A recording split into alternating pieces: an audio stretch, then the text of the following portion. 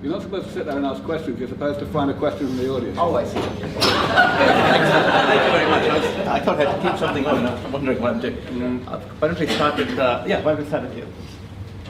What about aging at the population level, such as the rise and fall of empires? And when the whole population, like let's say you belong to a certain empire, and it declines, so the amount of resources that can be used by that population also decline. Do you worry about that kind of aging? No. And why not? I'm a first things first sort of guy, you know. I mean, I'll worry about that when it happens. Can I make a suggestion? Hand the microphone to the person in the audience. Please present your name and then who you're directed to. Very good. Do we have another microphone? Another roving microphone? That would be great if we had another one. Okay, in the meantime, why don't we do that? So you're next. Didier. Affiliation. I'm arcing after retirement careering. I don't have an affiliation anymore. I'm free. I do what I like. Question for Coeurnelle. Do you think government should be thinking about life and death policy, like who lives, who dies, how many kids, that kind of thing? Give Didier the microphone. Okay. Do you think governments should be worrying about policy for access to this technology and who lives and who dies? Yeah, well, sure. It was my main point that the public institutions should invest in research concerning technologies making it possible for people to live longer. But there was not a question? No? I'll say it in French. Okay? No. Say it in English. Say it again. Bon, en français? No, in English, so everybody can understand. Okay. If we get radical life extension, Yes. and say people are irresponsible, and the population grows crazily, then obviously we need some kind of government policy. Who lives? I mean, there's a movie. There's a movie about this. Who lives? Who dies? How many kids? That kind of thing. That was also one of the main points of this. There were studies, and if you have people able to live even forever on the short and middle long term, it doesn't mean a big rise of the population. And until now, when the people live longer, they tend to have less children. So there's the problem the problem of overpopulation is more a problem when the people live shorter than when they live longer. Of course, when you take a very long-term perspective, like 100 years, if people don't die and they continue to have children, at one moment in the far history, you will have to think, is it, for example, this classical choice, you have to choose between having children or living without rehabilitation. But the problems of projections concerning the far future is they are never correct. And also we have 1 century to think about it. Just from 50 years from here, even if there is no mortality due to old age anymore, the problem of overpopulation will not be a big problem if we have the same fertility rate and certainly not if the fertility rate is decreasing. So it's a false problem, certainly in the next 50 years. Except if the people, when they can live forever, begin to have more children, but I think the probability is about nothing. Microphone. Hold on 1 second.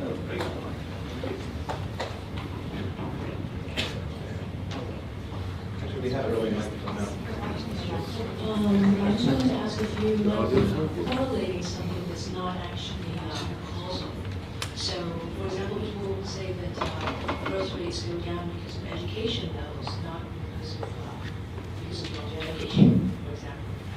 So, Correlation is not causation. Give it one. So of course that's true, but the general opinion, the general view is yes, it's correlation, not causation, but that's because it's shared causation. In other words, education on the one hand causes better emancipation and lower fertility, and on the other hand it also causes better health and nutrition and so on, so it causes better longevity. So the two things go together. How does that reduce population? What it means is that you won't see an increase in birth rate per person just because you see an increase in longevity, because the two things, even though they're not causally linked, are still happening at the same time. You know, I remember in the 1970s, all these guys in the US were writing books saying that we were all going to starve to death by the 80s or 90s because we were going to run out of food. And, you know, there was no population bomb, right? It didn't happen. The fertility rate has gone down in parts of the developed world, and food production technology advanced in a lot of ways, albeit with some problems as well. So I think, as Didier said, in the long-term future, even 100 years from now, all sorts of wacky things could happen. We could have a singularity. We could have superhuman robots roaming around. We could take the plants apart and reconfigure their molecules into food or new bodies. I mean, there's a lot of possibilities. I think the key point I see in Didier's talk is that there's not like a near-term population bomb now any more than there was in the 1970s when people were saying that. The demographics is complex. The people's motivations for reproducing are complex. But there's really no solid argument to say, ooh, if there was an immortality pill that was released tomorrow that would stop us from dying involuntarily from aging, that all of a sudden the earth would just fill up with people and would be overwhelmed. There's really no sound basis for making that supposition. And when you go further out, there's a lot of other uncertainties and things do become confusing. Yeah, and also, still on the short term, if it is tomorrow possible for the people to live forever, and also for the women to have children forever, that will, one of the consequences will be that the woman on the short term will have less children because you can delay it, okay? And like Aubrey said, everything is related, but the fact is, at the moment, where life expectancy is rising, people have less children, and the only problem that we have, it's a problem of not enough people, for example, in European countries, okay? So, once again, in the short and middle long term, no problem, and in the very long term, projections concerning overpopulation, of projections concerning population, if you take a look of two projections 100 years ago, everything was not correct. So it's and we have time to think about it. Actually, somebody did a study on what happens if tomorrow if you remove the natural aging and the death process. And people still die. They die from accidents and other things, right? So actually, the chance of you living to 1,000, if you eliminated aging, is still sort of less than 10%, according to that study. Okay, assuming hopefully safely that everybody in this room likes what you guys are doing, likes your message, if you were to tell them to do one or two things, go away and do one or two things that would help you further your goals, what would those one or two things be? Microphone. Is that the first Stop two? here. No, let's each do two. Go on. You want me to start? All right.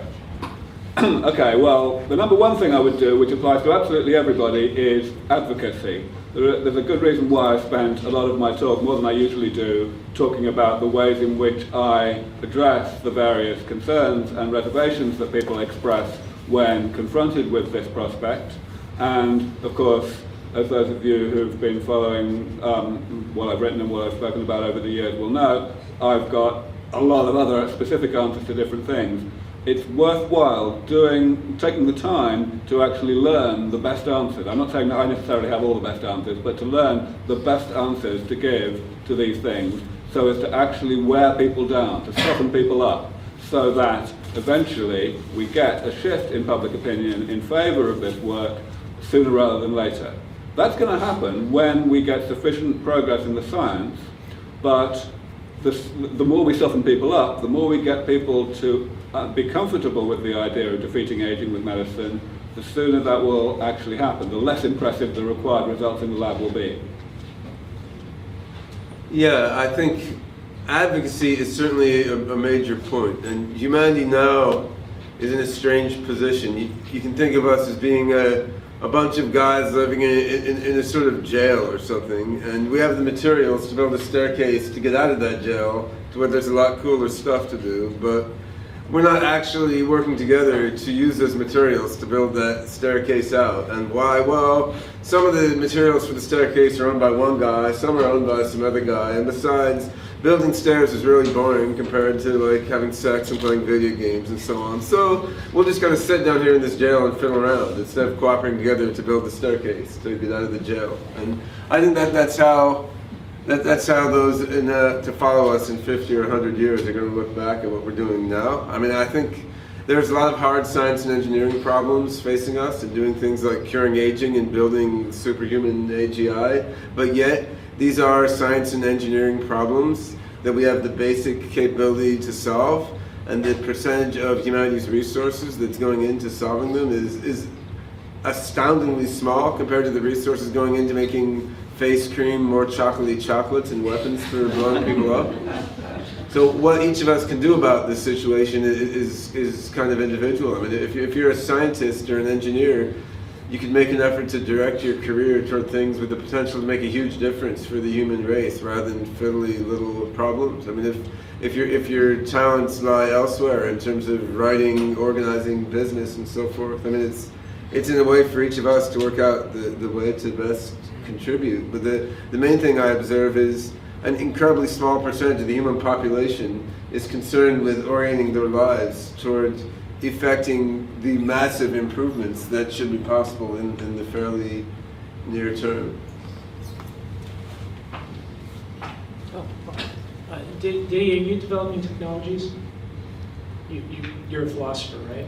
Yes. He's a lawyer. He's a lawyer. Okay. So what people could do, and I'm just going to be totally crass, make sure Didier can work on his theories. Give Aubrey and Ben $1 billion each, and me too. And yeah. Is that Hong Kong or U.S. dollars? U.S. Okay. I want to say, I'll take $1 billion Hong Kong dollars. Oh, so, All right, I'll take the remainder of your $1 billion U.S. then. We're going to do it. Okay, seriously, for me also advocacy. For me, one of the most fascinating aspects of life extension for me at the moment is the fact that people are not fascinated. Why? Because they are not conscious of the fact that we will be able to live much longer in a relatively short term. But after that, once that the people will be convinced, one of the biggest challenges for me is to convince them that it will be for everybody on the short term, and it means, among other things, a really huge investment of public institutions. And also it means there is also the question about patents and so on. We didn't speak about it until now, but I think it's important to at least to be sure that that these technologies will be available to everybody, not to everybody, but to most people in a short term. Now that we've heard the Christmas wish list from our panel, we heard a lot today about, my name is Kannan, I'm an undergrad student at PhD University. We heard a lot about how we can extend life today, but I have a slightly more long-term sort of question. Because a lot of things in human society are based upon the assumption that humans are eventually going to die and the next generation is going to come. For example, I'm an undergrad student and I'm being educated under the assumption that what they're teaching me is going to allow me to be a useful person for the next 50 years. And in 50 years, there'll be other 20-year-olds being educated who take it on. But if and when we come up with technologies that let me live forever, do you have any thoughts on how society is going to be when my thoughts are going to be outdated and my habits are going to be outdated with dealing with the challenges of 100 years, of 500 years, but I'm still going to be around?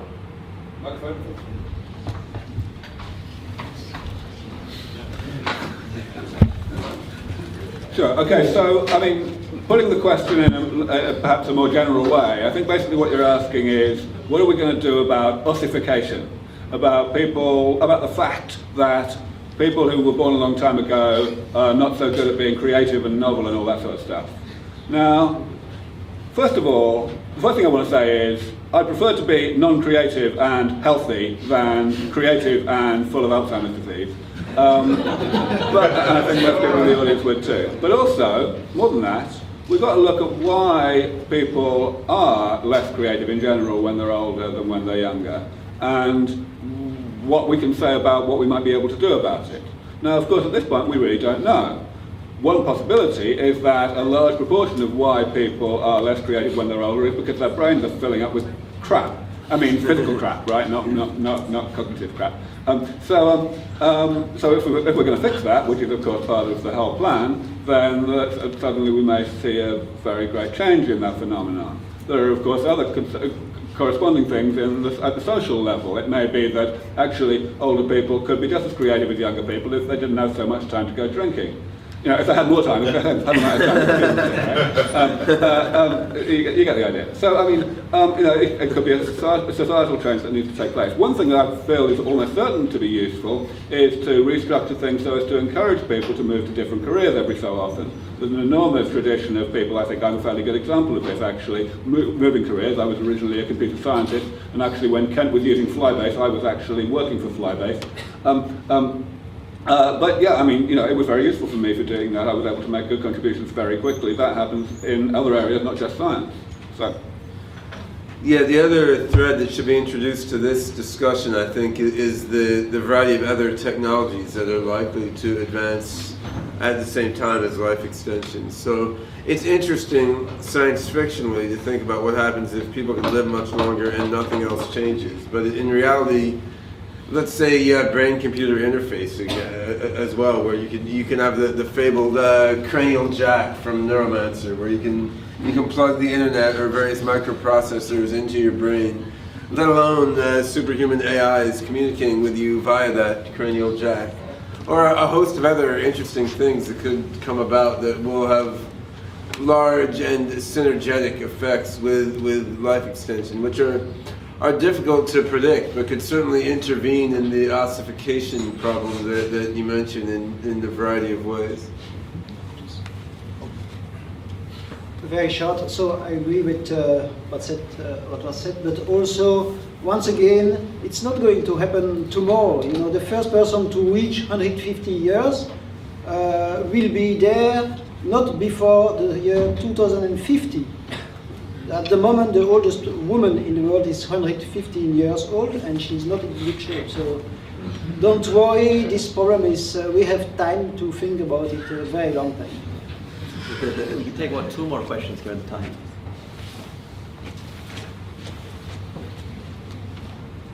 Sure. Question for Aubrey. The metabolic processes that you're looking at aren't specific to humans. So there might be applications near-term or far-term of the technologies that deal with the accumulated damage outside of life extension and so on. Can you talk about that a little? Oh, yeah, sure.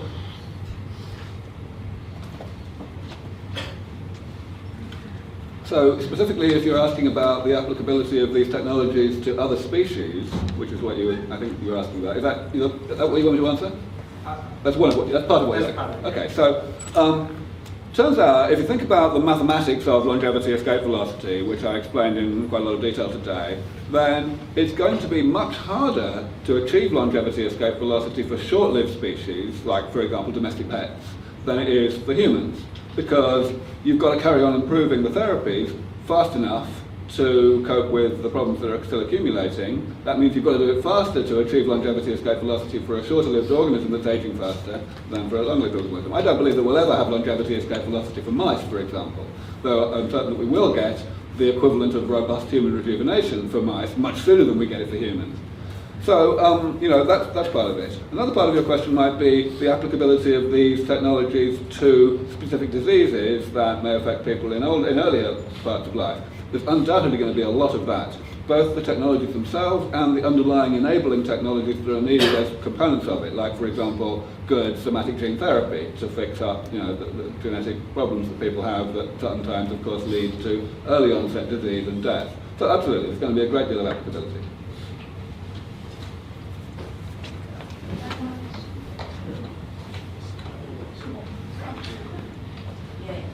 Okay. thinking about the questions that were asked and the responses to the questions, it seems that two stand out in my mind anyway, advocacy and education. If Humanity Plus, for example, was to come up with a particular protocol, would your various organizations be involved with that protocol in addressing government officials and policy making? And as a segue for that, some of us have been consulted by the United States bioethics committees. I was just contacted by the French Parliament, speaking with the Conservative and the Socialist Party representatives about our views about whole brain emulation, the brain uploading and whatnot. And it was a very sad situation because the lack of information is predominant. So predominant, it's frightening. So I think one thing we need to do, and I think all of you agree with this, is advocacy. So again, back to my question, because this is something that is mounting and right around the corner for us in dealing with this broader scale global need of education and advocacy for our goals, would you be involved in such a protocol if Humanity Plus did present it to your various organizations?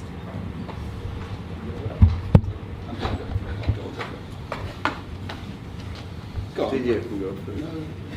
Go first. I think we'll start.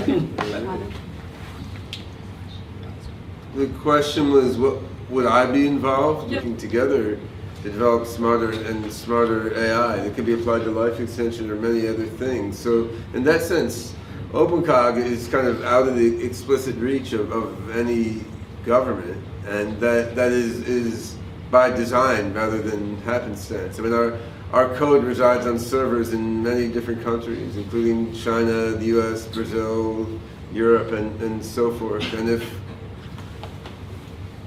AI research is a somewhat simpler thing in terms of regulatory issues than biology, because we're typing code into computers, and computers are kind of about the same anywhere. So if some government was going to go nuts and say, well, you got to stop working on AI, that will be inconvenient to the guys living in that country working on it. But OpenCog development just shifts somewhere else. It doesn't really matter. But biology is a little different because there's expensive lab equipment needed and human trials and so forth. But I think the same principle pretty much holds. My view is that science is going to develop largely the way it wants to. There'll just be some noise along the way from governments. And stem cell research is one example of that. I mean, I remember... This is something where Joel Pitt, who's in the audience, Joel and I were looking into this when writing a paper on ethics of AI. There'd been a bunch of noise about the US government under George W. Bush, the worst president in US history, who was going on about how stem cell research should be limited in certain ways because of ethical concerns he had related to his religion. And there was all this noise then, well, then stem cell research will move overseas, move to Korea, to China, and so forth. And when you look at what happened, if you look at the research record in stem cell research, that wasn't really the case. I mean, as Joel dug into it, like the main publications in stem cell research were still from the same US labs, and the states of California, New Jersey, and others put a bunch of money into stem cell research funded by the state, even though Bush put restrictions on federal government. And then Obama was elected president, who didn't have the same preconceptions as Bush anyway. That may have helped stimulate stem cell research in other countries, in Asia in particular, but ultimately the US didn't fall behind. So what seemed to me is that countries have a desire to make money that exceeds their concern with religions and these other kind of obsolete anti-technology ethical systems. So I feel like science is going to progress in a way that makes sense. So OpenCog is certainly happy to discuss these issues with governments as it comes up. I think we're out of time. So Well, okay, just quick. That's why you should have gone first. So a quick comment. More general, sort of talking both about individuals such as ours and also about organisations. I think one thing that we always have to take into account in being realistic and pragmatic about interaction with governments is that within democracies, politicians care about one thing above all else, namely getting re-elected, which means that overwhelmingly public policy follows public opinion rather than leading it. So there's two ways in which one can approach governments in democracies. One can approach them in ways that will get them to actually do public policy changes that hasten the development of these radical technologies. but that is basically quixotic until public opinion changes, because they just won't do it. Or one can act rather more behind the scenes and get the thinking and the education, as you say, done in the absence of any actual public announcements of changes of public policy that will at least prepare the way for rapid response to those changes in public opinion as and when they happen.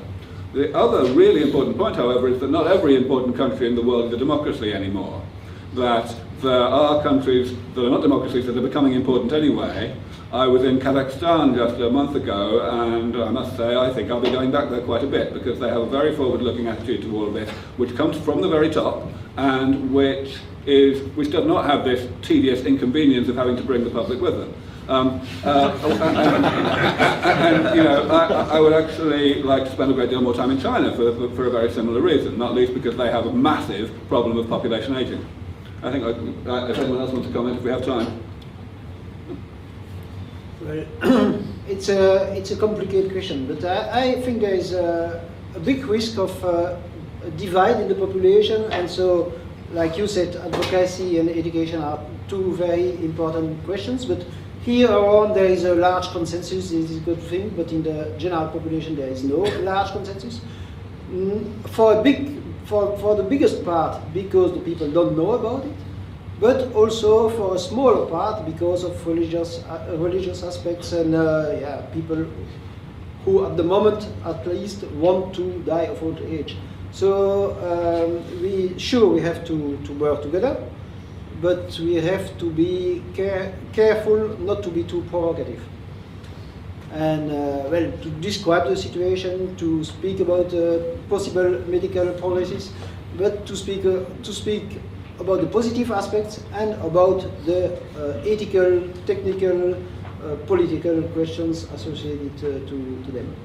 Okay, and also on the other side is what Aubrey said. So you have also medical progresses and technological progresses in non-democratic countries, and you can, even if you want, you cannot avoid it. And probably too dangerous. I think we're out of time for questions, so but please, the panel's here, so the rest of the days we'll just please come and talk to them individually. So next session at 2:30? Yeah.